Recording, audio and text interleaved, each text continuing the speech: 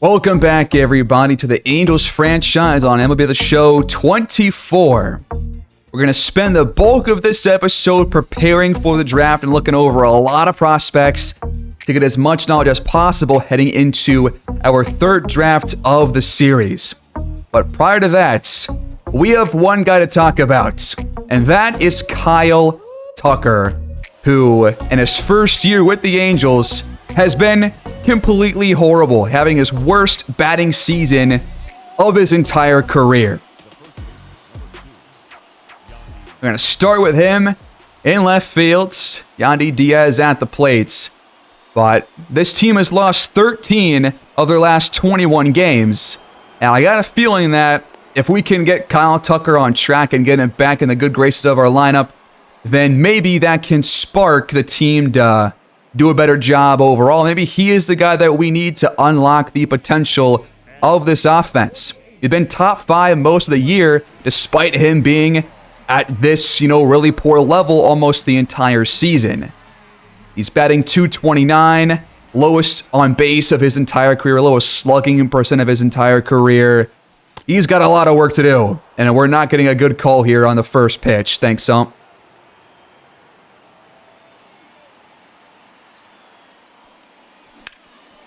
That one is smoked.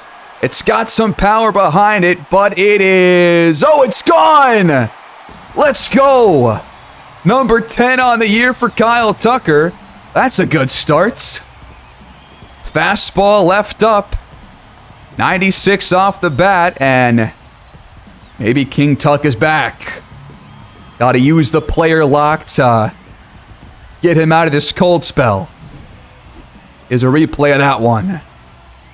This comes off of Drew Rasmussen, who comes in with a sub-4 ERA. But hopefully this can spark something for us. Edward Julian hits a solo shot. And it is a 2-0 lead for the Angels. We got a man on first for Kyle Tucker.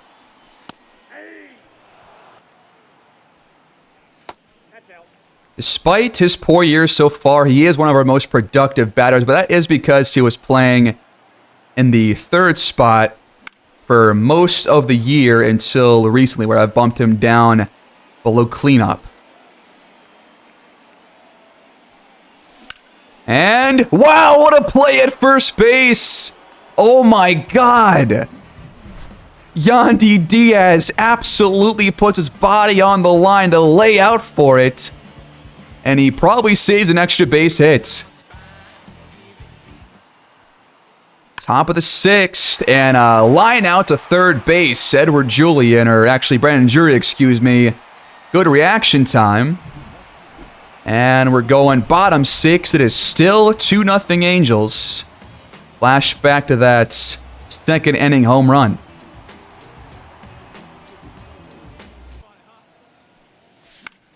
Ooh, fastball fouled off just behind it. And Tucker falls behind and a 1-2 count again. Oh my god, I thought I went there. Apparently not. We even up the counts. Rasmussen, 80th pitch of the game. That one has some carry again. And it's caught at the warning track. Tuck almost had 2.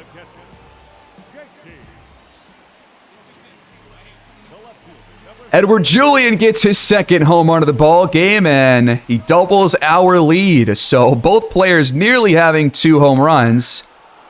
Tucker probably his last chance to do so here, facing the southpaw pitcher Jeffrey Springs. 2 outs, nobody on. And out in front of the slider. Really good pitches here on these first 2. Trying to get Tuck out in 3.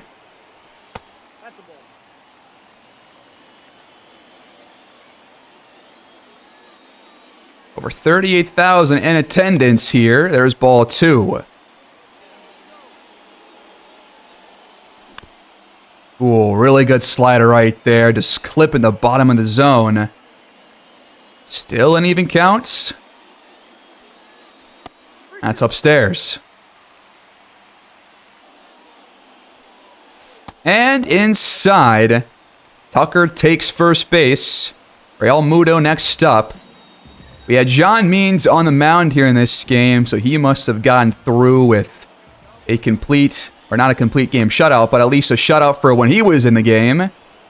And the inning's going to end. We're going top of the 9th. And the Angels take it. I'm curious if John Means went the distance in this one. He might have. But the Angels take it.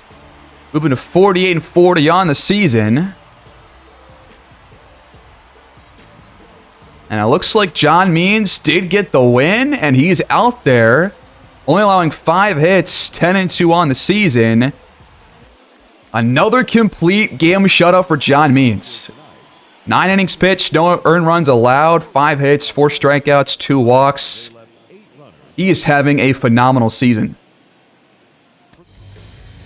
That will leave us 9 days away from the draft. And now we've got Chase Chaney on the mound, who in 30 innings pitched is actually doing a great job out of AAA. Hopefully we can do a good job against the Rays again here in Game 2 and give the offense a real chance to win this game by themselves. But we'll see what happens here. There's a base hit to lead off for Josh Lau. Bottom of the first, it is 1-1. Zach Eflin on the mound. He's been great all year long. I think he has like a 7-1 record. So doing a good job. And this is 2 straight games starting with a horrible call. Give me a break, man. Oh, pulled it foul. So it's Brandon Drury on first base. That's off the plate for ball 2. We could just get Tucker hot in these 3 games against Tampa. That is the goal to get the rest of his season on track. That's another long ball. In both games, in his first at-bat, Kyle Tucker goes yard. And the Angels jump in front here, 3-1 off the 2-run shots.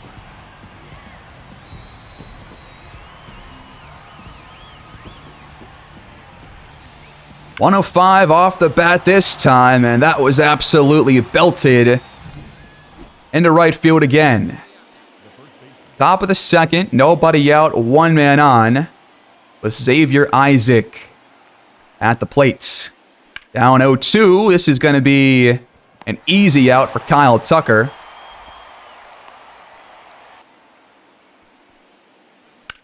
That's a base hit. Josh Lau into left field. Tucker tracks it down and heading for third base.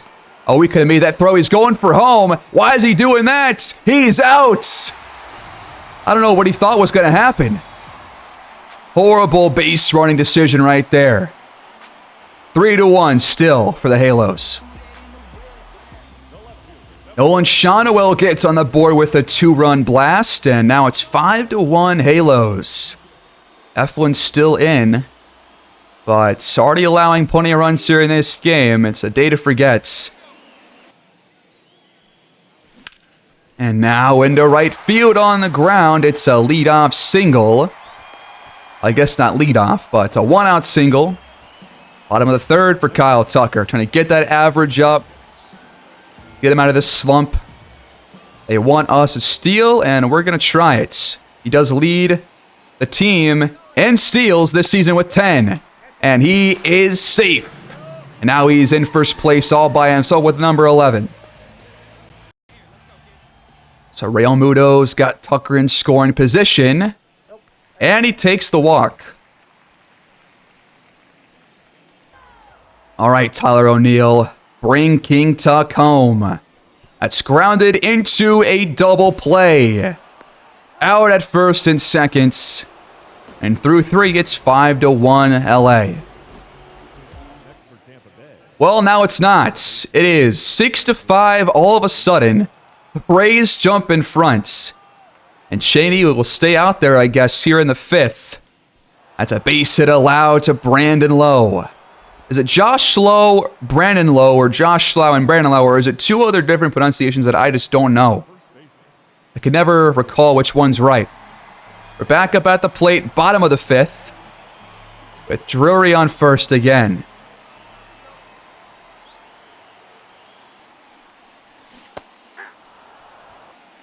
Oh, 2 hole for Tucker. That's off the plates. Another ball on the outside of the zone. It's a 2-2 count for Tucker. Probably the last inning for Zach Eflin in this game. And he got him in front of the 12-6. The Angels take the lead thanks to singles from Herrera and Nolan Shonowell, both of which brought home a single runner each. And here we go. Up 8-6. Bottom of the 7th facing Colin Poche.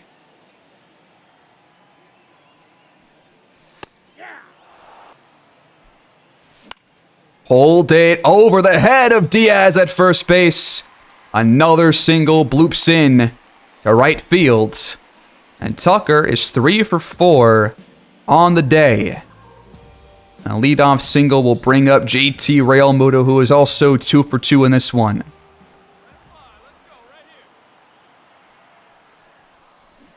But he is sent packing on this at-bats. Can't really steal here with a lefty pitcher. O'Neill grounds into another double play for the second time in this game.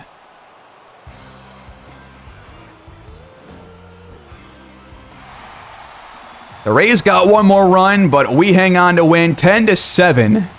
High scoring affair, but we've won the game and now the series as well.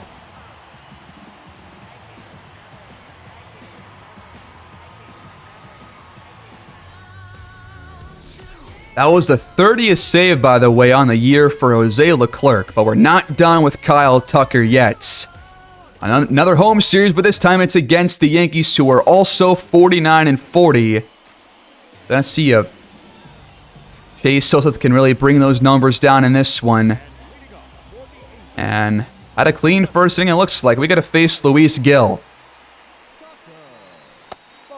Oh my God, I can't believe we got away with that call. I'll take it, though, after those initial ones earlier in this episode.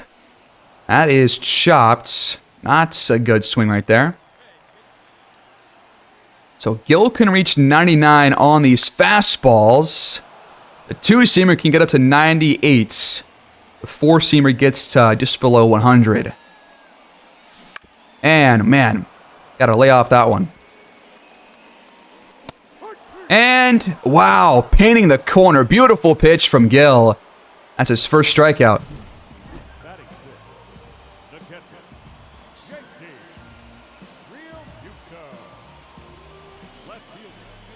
We go bottom 4. It is 2-0 Yankees.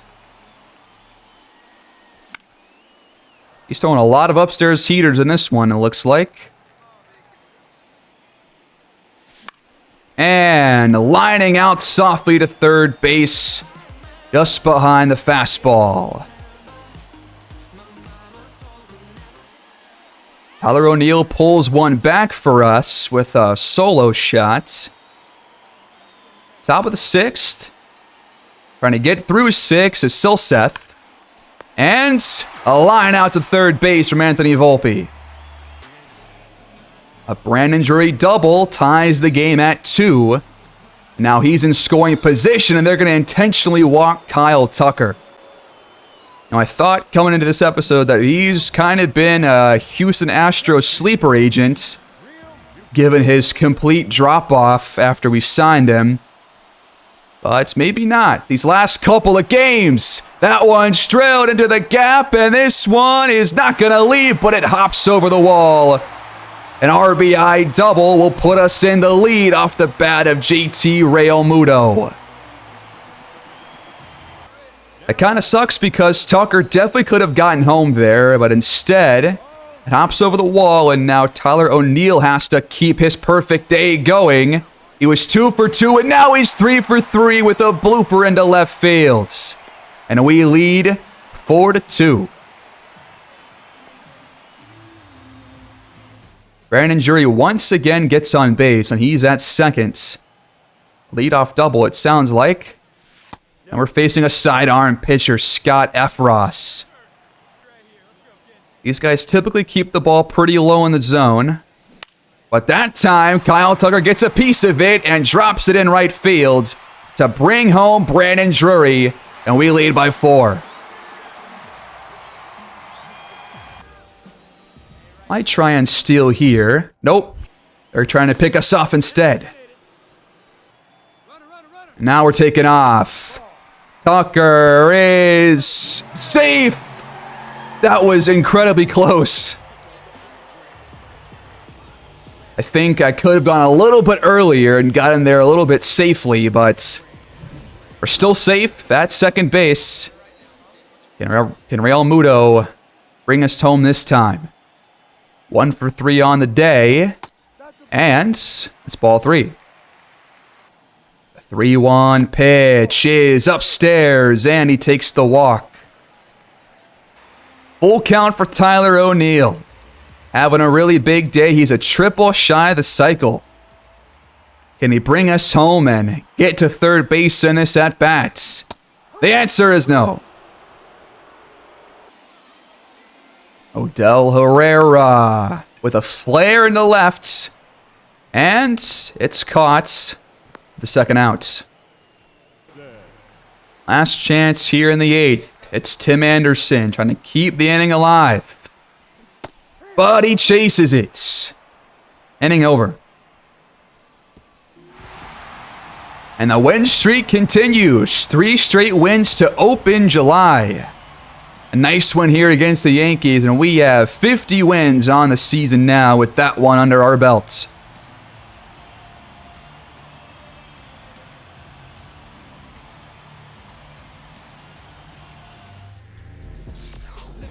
Our last game before scouting day, it's game 2 against the Yankees, trying to clinch the series with a win in this one and keep the win streak alive. Hopefully Max Fried can continue his solid middle of the year. After a slow start, he's been a lot better. So, here we go. 2 outs here in the first. Aaron Judge at the plate with a base hit into left field. Next batter up, the cleanup man, Gleyber Torres, hitting .310 this season, man. Having a monster season, but he softly lines out to third, and no damage is done. All right, bottom of the second, facing Garrett Cole in this one, and Brandon Drury continues to reach. He must have had a leadoff double or something here. 0-2 hole for King Tuck.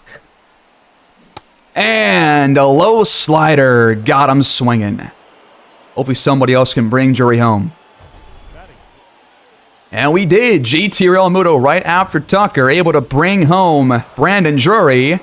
And I should have sent that one home. We can still get him. It's on line and he's out at home plate. Throw made by Brandon Drury. That's the second time in the episode that that the opposition really has tried to go home on kind of a questionable attempt.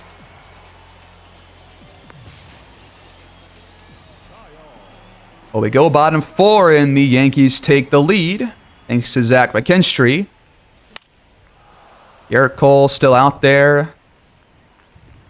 His 40th pitch is going to come right here in this at-bat. And Kyle Tucker unable to get a hold of that one. That was a great pitch to send into the stands.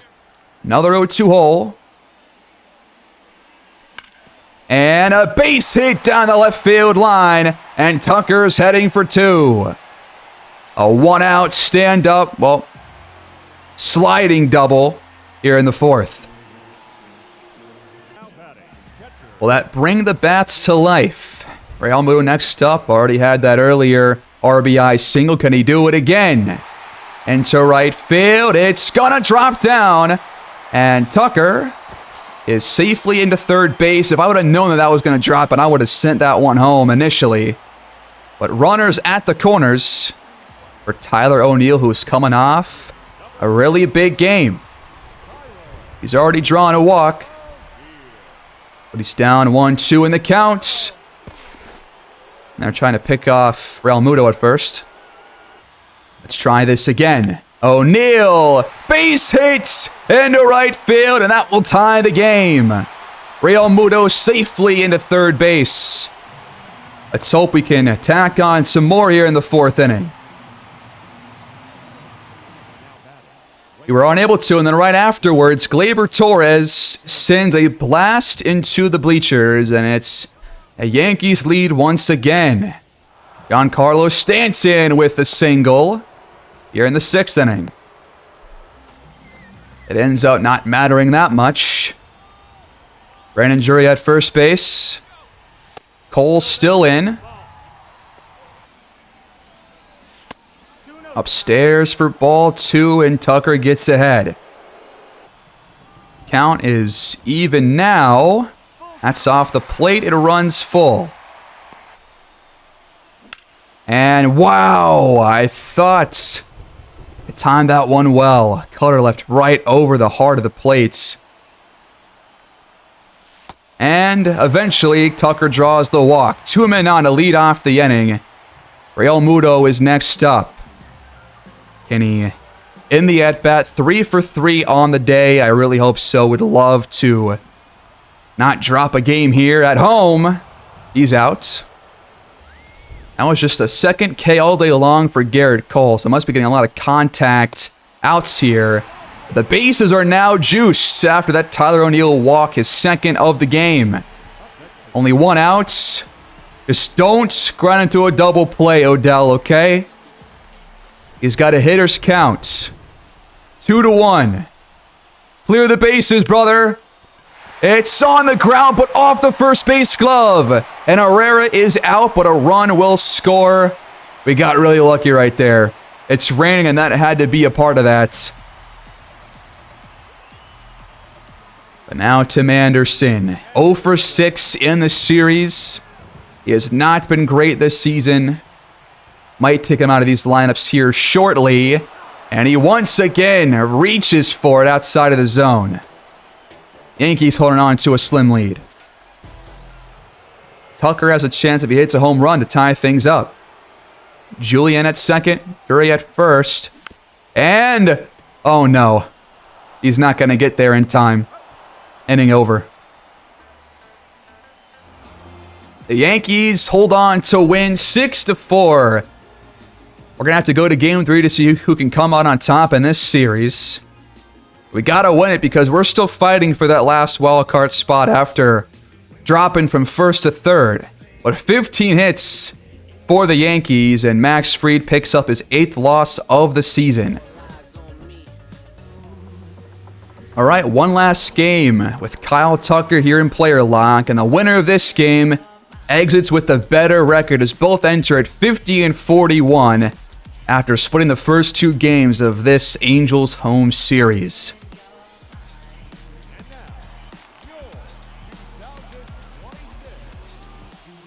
We got Joe Ryan out there today. He's been great all year long. And a clean first inning will take us against Michael King here in the second.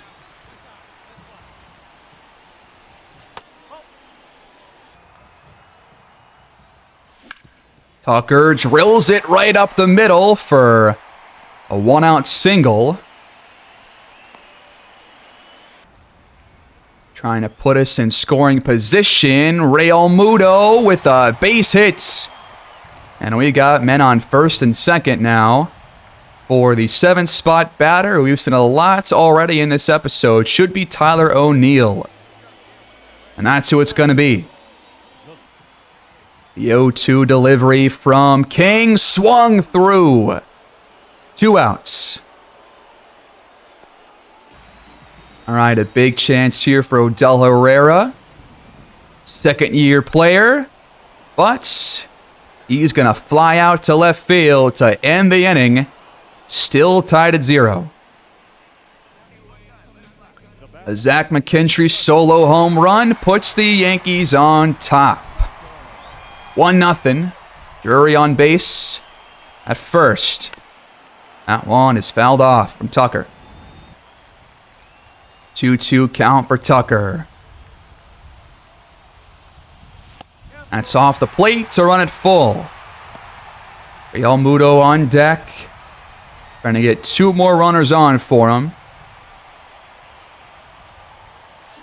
And Tucker sends it into the stands. That one's out of here. Angels on top 2-1. His 3rd home run in 5 games. And 12th on the season.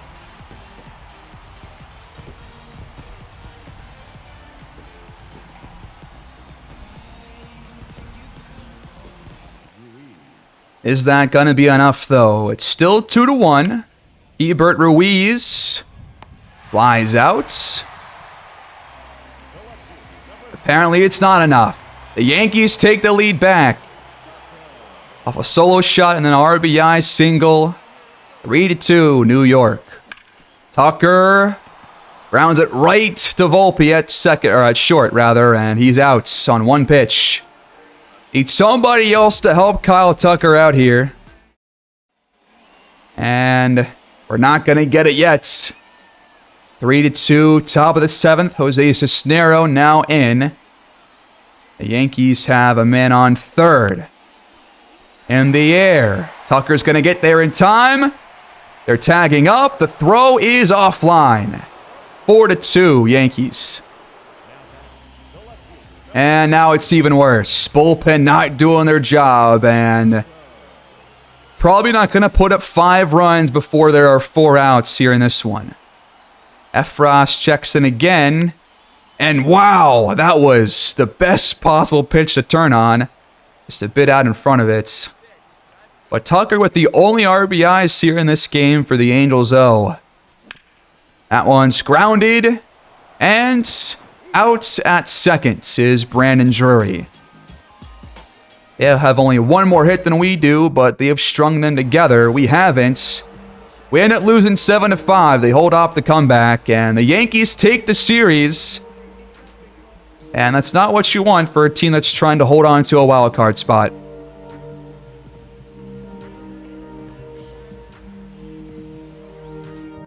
Joe Ryan picks up his 2nd loss of the year in that game. We are now 12 games back from the Astros at 50-42.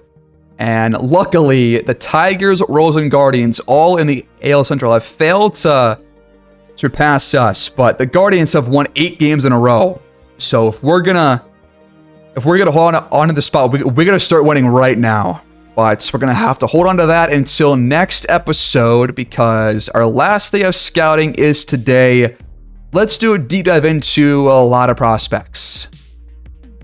I just put together a spreadsheet that has 35 players on it. A lot of whom are relievers. The rest are either closers or infielders. The only 2 closers on this list are the 2 top closers, Angel Chavez and Tyler Wilkes. But top of the board, going in order, we got Angel Chavez. We've already talked about him a little bit, but he's a top closer.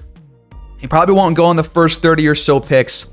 And we don't have a 2nd round pick. We only have 5 total picks. We missed our 2nd round pick because we signed Kyle Tucker in the offseason.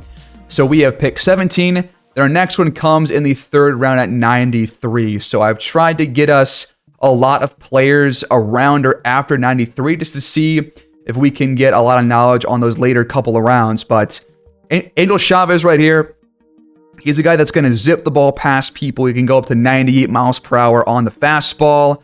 And in the future, maybe even higher. But he's only got 3 pitches, fastball, curveball, changeup, and really high strikeout per 9. He's a lefty. He's very, very good. Then we've got Tyler Wilkes, who is also 21 years old. He's got a lot more break than Chavez does and less velocity, but he can still get up to around 96 mile per hour on those fastballs, and he's got a 4-pitch repertoire, currently 3rd on our board. Next at number 8, we've got Mark Balk, and he is more of a well-rounded kind of a pitcher that will keep guys off the bag unless they're getting base hits, because he's not going to walk anybody for the most part. We'll probably have one of the lowest walk per 9s in the minor leagues whenever he gets there, but he's 18 years old, so I think if you're going to go with a closer or a reliever, maybe he's the best option because he's super young, but you also do know a better range of potential for Chavez and Wilkes, so maybe not.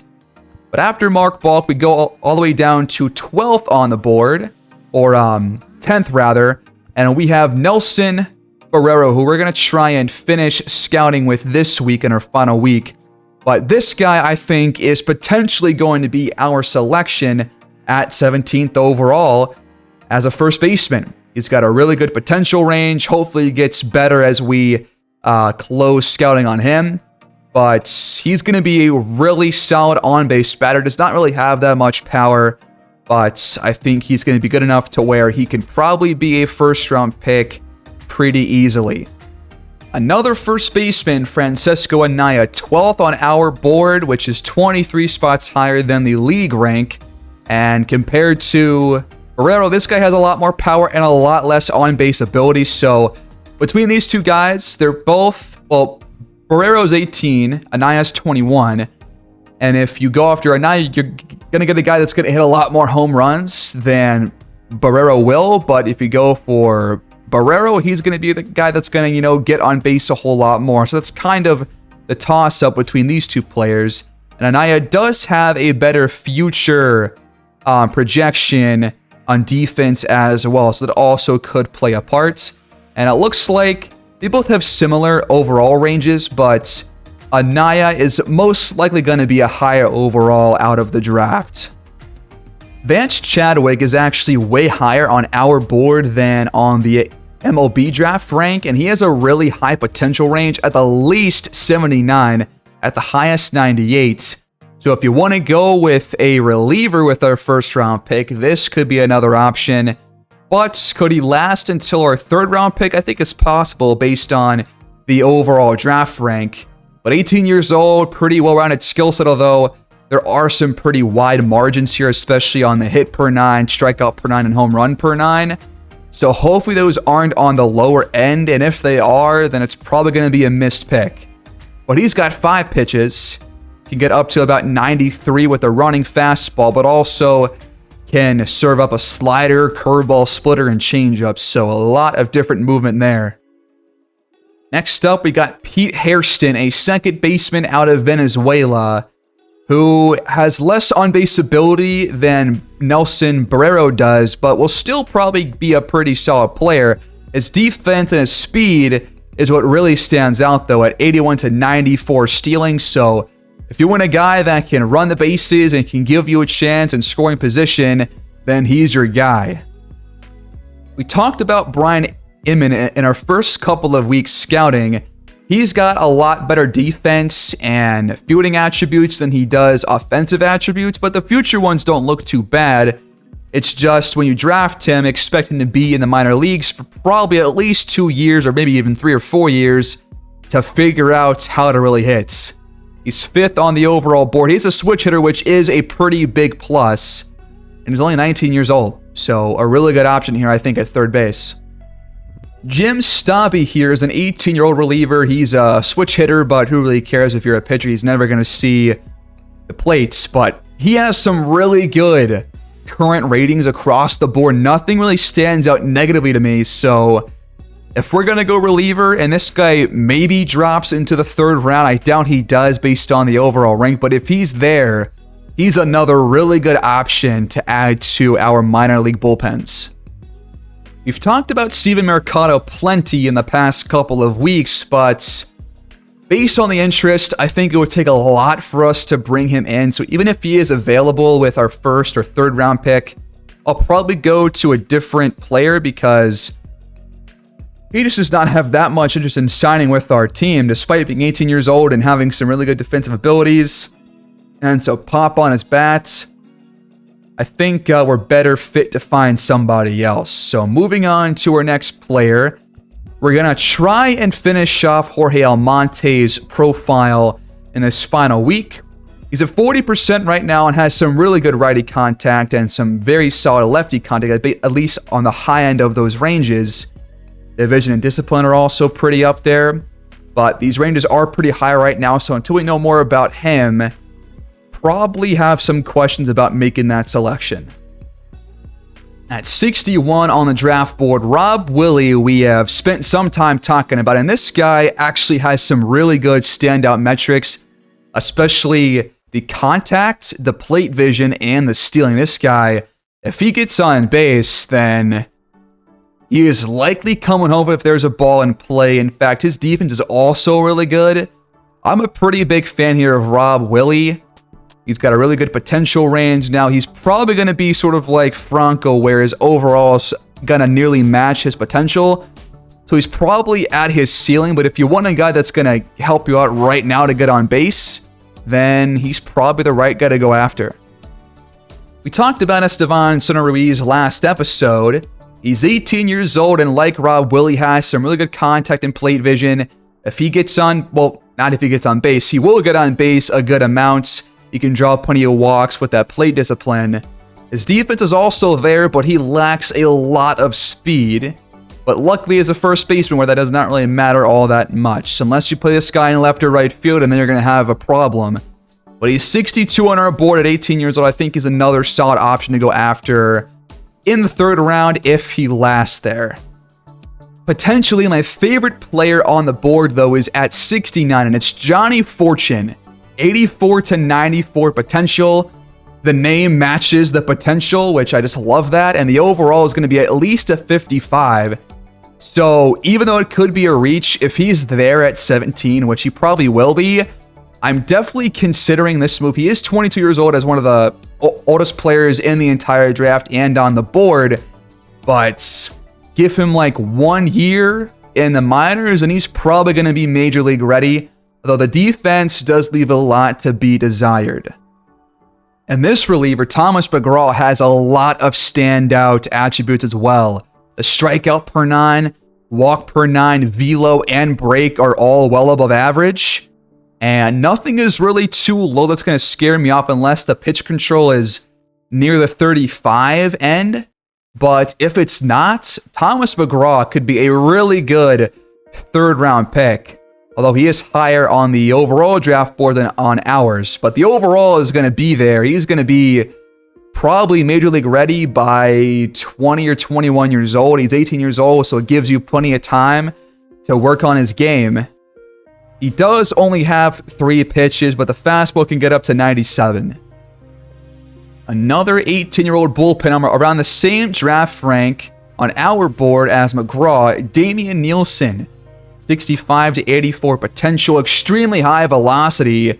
He can throw upwards of a 99 mile per hour cutter. Imagine this guy on your team. I love the sound of a really fast cutter. Sticking with relievers, Damon Hamlin is supposed to go, well, I'm not even sure when he's supposed to go, but he's not on the overall draft board. He's 115 on ours, and if the strikeout per 9 and pitch control are as low as they could be, then he is in trouble, but everything else is in a really good spot. The velocity is above average. He's got some really good stamina for a reliever. Could be a starter potentially if the stamina is on the high end of that.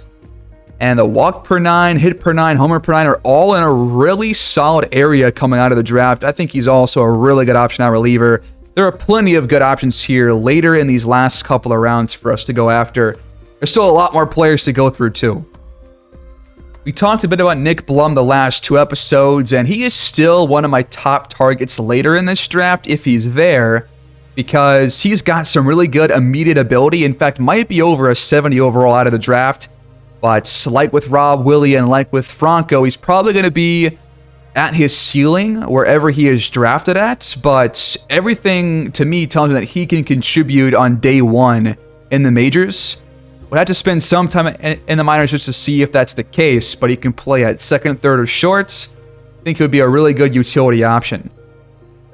And at third base and 60% scatter, we got a different profile that we have not really touched on yet. Troy Hansen. He really only has power against lefties. The power against righties might be decent, but we just don't know yet at 60% scouted. But again, another player that stands out with his speed and his stealing. If this guy gets on base, then he can easily get to second base, and then he's in scoring position. He's 122 on our draft board, 101 on the league draft board, so another option in the infield. Now we're going to talk about 5 straight relief pitchers. The first guy is Garrett Hoffman, Southpaw, 6'4", so he's just got a lot of stature to him. 72 to 84 potential, but the walk per 9 is pretty low. So that is my only concern with him. Usually, guys with that have poor pitch control, but at least that's not as low as the walk per 9, but that still does not mean that he's not going to allow a good amount of walks per 9. So we just got to keep tabs on that. But he's got some good velocity, a 95 splitter on the high end, pretty quick changeup and curveball. So, I mean, he's got a solid repertoire, and this one metric is keeping him from being towards the top of my board at relief. Ken Wilson has slightly higher velo.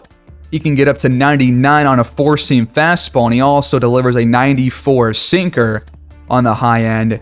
He's got a lot of interest in coming to us, but the reason why I'm skeptical is because look at that doctor exam. This guy is going to be injured coming out of the draft.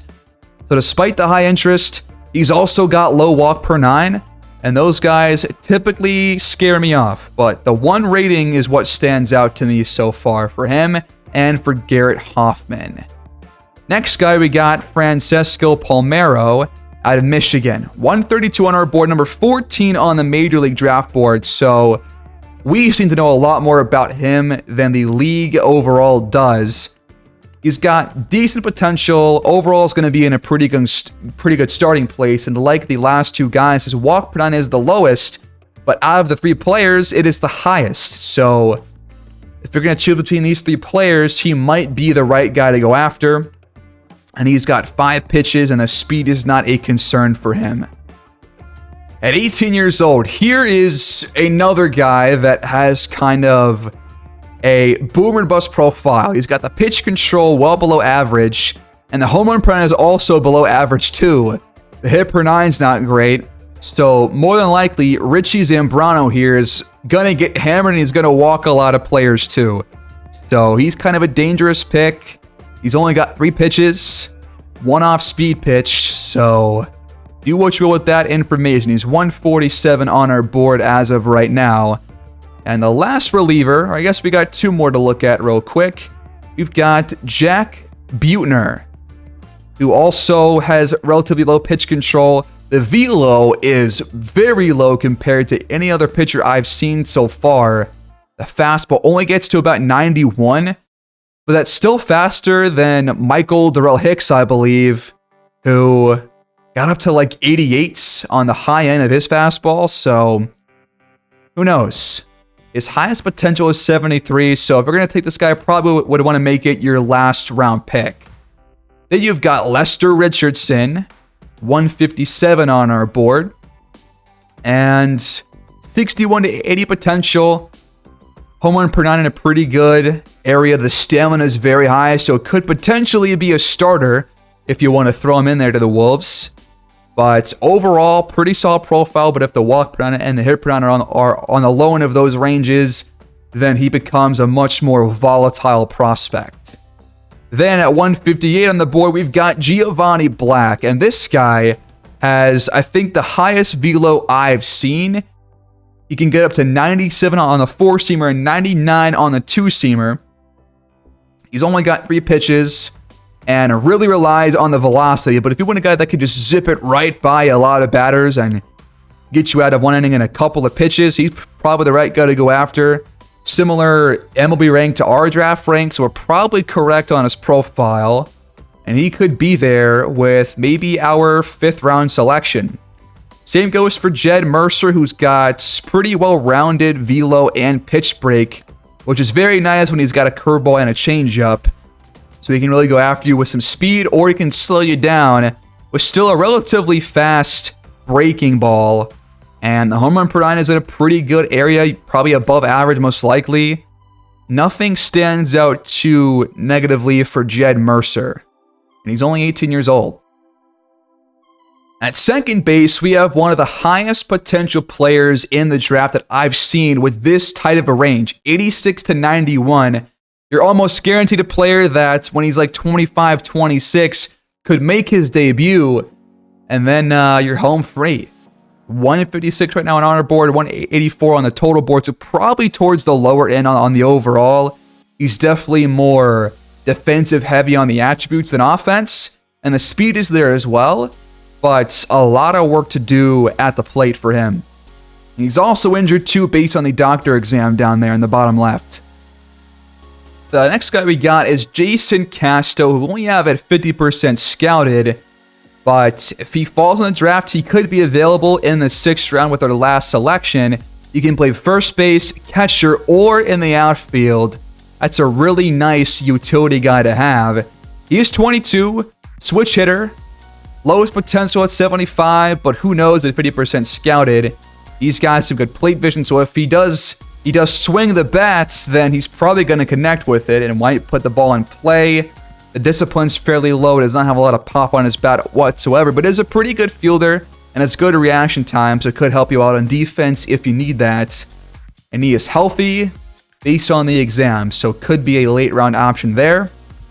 And then also at first base, we have another guy, about halfway scouted, Fabio Duarte, who is much more defensive minded, but also can give you some good stuff at the plate, plus a lot more power than Jason Casto, at least based on these initial ratings. He also has some good plate vision, so another decent option here. He bats lefty and has a much lower potential range than Casto does, unfortunately, but probably be better out of the gates than Casto will. Then you've got Alfredo Prado at 191 on our draft board, not on the overall rankings, so might not even go unless we take him in this draft. 65 to 80 potential, 4-year junior out of college. Good defensive ability, cannot play anywhere besides first base, and like the last two guys, is a good contact hitter. And the same can be said for Dirk Poirier, so really a lot of late round options here at first base. They're all pretty similar. You probably want to go with the guy that has the highest potential rating and let him work on the offense, which would be Jason Casto. But there will be other guys available at that spot outside of these first basemen. The last guy we'll talk about at this position is Pedro Mejia, who can also play third base. The overall is going to be fairly low, which you would expect with a late round selection. He bats lefty, really only as good against right-handed pitchers right now, and that's kind of all that stands out to me. Definitely lacks some power and discipline. Has a lot to work on as a player. You got two players left to talk about, and one of them is Tyrone Schmidt, number 190 on our board. He seems to be relatively consistent attribute-wise across the board, but they all need work. The future ratings seem pretty decent, like an average baseball player, but it's the defense where he could be above average, but none of this really stands out where he could be like a game-changing player, but the potential range is there, and he could be a really good contributor for a team that, you know, needs a guy to come off the bench and give them some good stuff around the board. So kind of a jack of all trades, master of none. And then the last player that we are going to talk about on our board is Freddie Peer. And he is not on our draft board at all, or the MLB's draft rank either, but the potential is there. 76 to 86, pretty low overall, so definitely going to be probably like a 49 overall pitcher, which those guys don't usually reach their potential, but you never know. He's got low walk per like some of the other guys that we talked about, but everything else is in a really solid area, so I'm not opposed to drafting him either. He did opt out of the exam, though, so he might be injured. Who really knows at this point? Ultimately, though, it's our last week of scouting, and I think we have a lot of good info. We got a lot of players across the entire draft board scouted, especially in the top of the draft and the back end where we have most of our selections. So in our last week, we're going to try to round out these scouting profiles for Barrero, Estevan Soto Ruiz, and Jorge Almonte, just to get the full profile on all three players. As we approach the draft, we are now only 6 games over 500 after dropping a 2-game series against the Rockies, who are just one of the worst teams in the entire league. They've got 34 wins. They blanked us here in the second game, 6-0. Despite 7 hits from the Angels and 2 doubles from Kyle Tucker, we could not get going. And Chase Cheney picks up his first loss of his career in the major leagues. Kevin Kiermaier against his former team had a pretty big day, and Chase Dollander, a 3-for-11 record pitcher, comes in and gives us a complete game shutout. That just can't happen. We're a few days away. Now we're playing the Rangers. And we dropped that game. And we've lost 5 straight after a 3-game win streak to start the month. This is not what I imagined would happen. In our last game before the draft, we have a big situation. Edward Julian at the plate, 0 for 3 today. But he has reached once. The bases are loaded. If he hits a grand slam, then we lead by 1, going bottom 9. Here we go. 6-3 Rangers. Brock Burke on the mound. Can we get back in the win column here today? First pitch just off the plate. We'll take the ball call.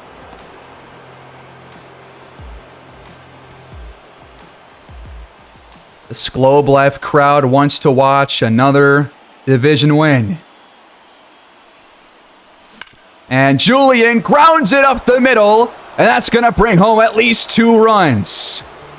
Unless he's out, and he is! They got Dominic Smith! I tried to send him home. I think you have to in that situation. The Rangers win 6-4. I thought he was going to be safe.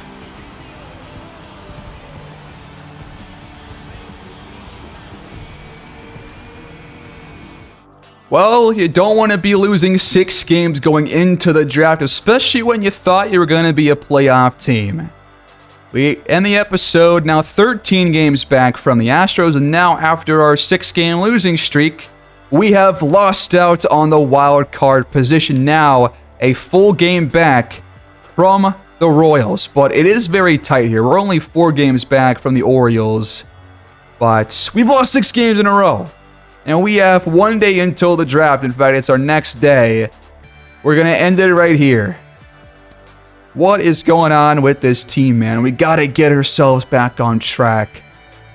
But that will do it for me, folks, here in this one. Let me know your thoughts on your favorite prospects that we talked about. And we'll see what happens in this 3rd MLB draft of the franchise. Stay tuned for more. I will see you guys next time as we get through July in the next episode. Please like the video, subscribe to my channel, comment down below, and I'll see you guys again in the next one. Have a great day.